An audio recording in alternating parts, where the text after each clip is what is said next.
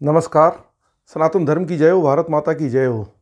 CAA यानी कि citizen amendment act 11/3/2024 को यह कानून का रूप ले चुका है। हालांकि यह 2019 में लोकसभा और राज्यसभा से पास हो गया था।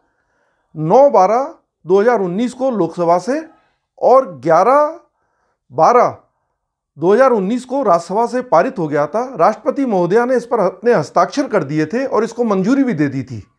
मगर इस कानून के खिलाफ भारत में विधर्मियों द्वारा झूठ फैलाकर, भ्रम फैलाकर एक बड़ा आंदोलन किया था, जिसको आप शाहीन बाग आंदोलन के नाम से जानते हैं, जिसमें विदेशी फंडिंग हुई थी।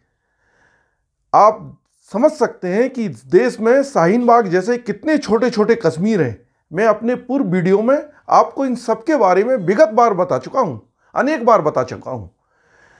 आप यह समझ लें कि यह नागरिकता छीनने का कानून नहीं है, नागरिकता देने का कानून है। यह उन लोगों को नागरिकता देने का कानून है जिन पर धार्मिक आधार पर मुस्लिम देशों में, खासकर पाकिस्तान, बांग्लादेश और अफगानिस्तान में अत्याचार हुए, उनकी बहन बेटियों के साथ शोषण हुआ। वे लोग जिन्होंने अपने घर, दुकान, खेती, संपत्तियां छोड़ना तो मंजूर किया, लेकिन अपना धर्म छोड़ना मंजूर नहीं किया।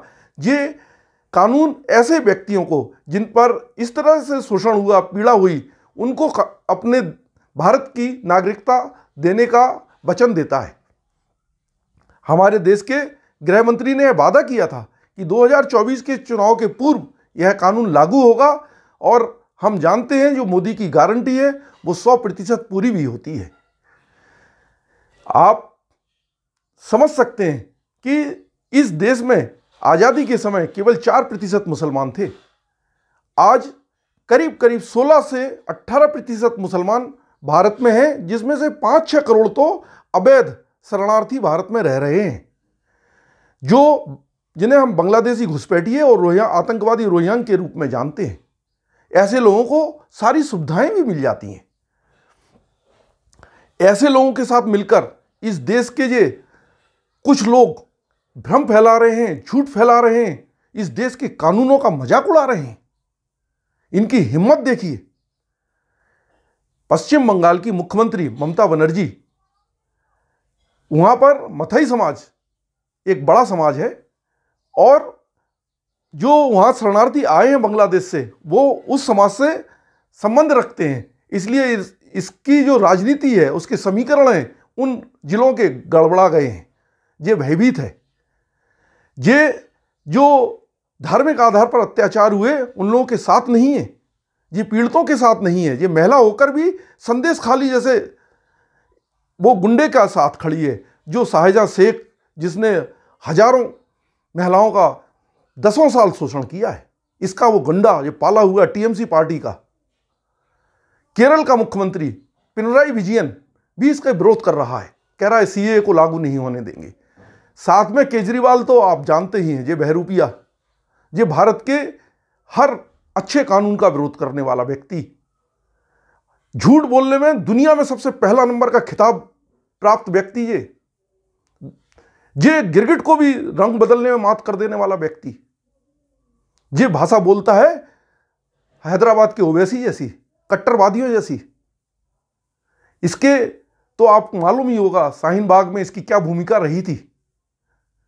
इसके लोग जाके कैसे मदद करते थे, उनकी बिरयानियां खिलाते थे, वो पैसा कहां से आता था, यह विचारणीय प्रश्न है।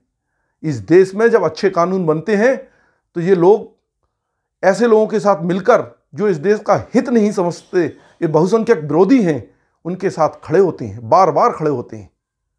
आपने देखा होगा जब इस देश में धारा 370 का कानून आया, तब इन्होंने विरोध किया। आज कश्मीर में अमन, चैन, शांति है। हिट एंड रन का कानून कितना सकारात्मक कानून था इस देश के लोगों के लिए। अनेक लोग एक्सीडेंट में मृत हो जाते थे। ऐसे लोगों को राहत पहुंचाने के लिए, उनको तुरंत मेडिकल सुविधा देने के लिए हिट एंड रन कानून बनाया गया था। उसका इन लोगों ने मिलकर विरोध कर दिया। महिला आरक्षण का इन लोगों ने विरोध कर दिया। किसानों का जो 2 बार आंदोलन हुआ, इतना बड़ा आंदोलन कितने करोड़ों रुपए की फंडिंग से हुआ होगा, आप विचार कर सकते हैं। आपने तो खुद ही देखा है टीवी पर, ये मालिश कराने वाले और ड्राई फ्रूट्स खाने वाले, हजारों रुपए लाखों रुपए की शराब पीने वाले, ये आंदोलन है, ये किसान हैं देश के।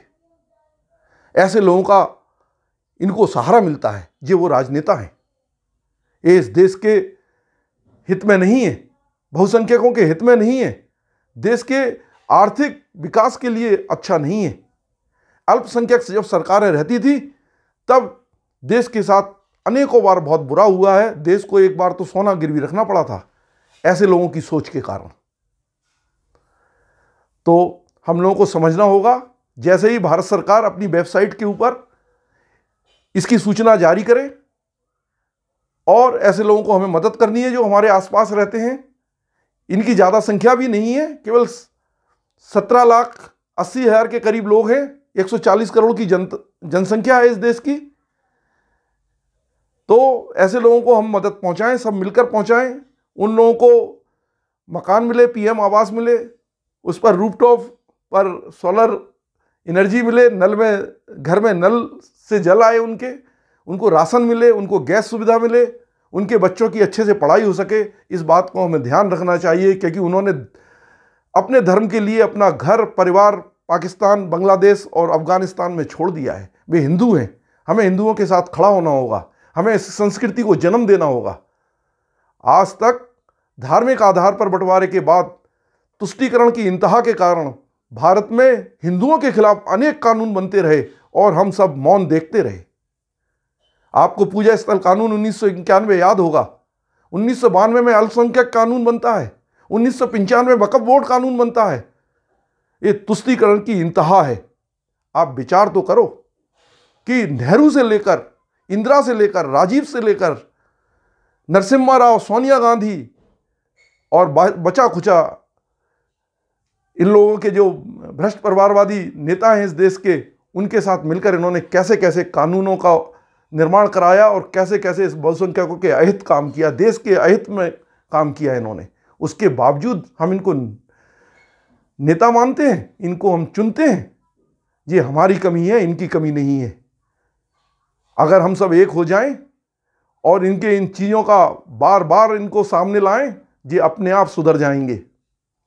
हमें जांच करानी चाहिए मिलकर इनकी कि ये कहीं पाकिस्तान के एजेंट तो नहीं, ये विदेशी इशारे पर काम करने वाले दल तो नहीं, जिन्हें विदेशों से पैसा तो नहीं मिलता। ये बहुत जरूरी हो गया है। आने वाला 2024 का लोकसभा चुनाव बड़ा निर्णायक चुनाव है इस देश के लिए। हमें निश्चित करना है कि हम किस पाले में खड़े हैं, धर्म के साथ खड़े हैं, अधर्मियों के साथ खड़े हैं। हम देश के साथ खड़े हैं या देश विरोधियों के साथ खड़े हैं। हम सच्चे लोगों के साथ खड़े हैं या भ्रष्टाचारियों के साथ खड़े हैं। हमें निश्चित करना होगा। 2024 का चुनाव अब हमें एकजुटता के लिए बार बार कह रहा है, हमें 100% मतदान भी करना है, देश हित में मतदान करना है, गरीबों के हित में मतदान करना है, भारत के हित में मतदान करना है। उस व्यक्ति के लिए मतदान करना है जो राजनीति को कदमों में रखता है और आस्था को माथे पर लगा कर रखता है। सनातन धर्म की जय हो, भारत माता की जय हो।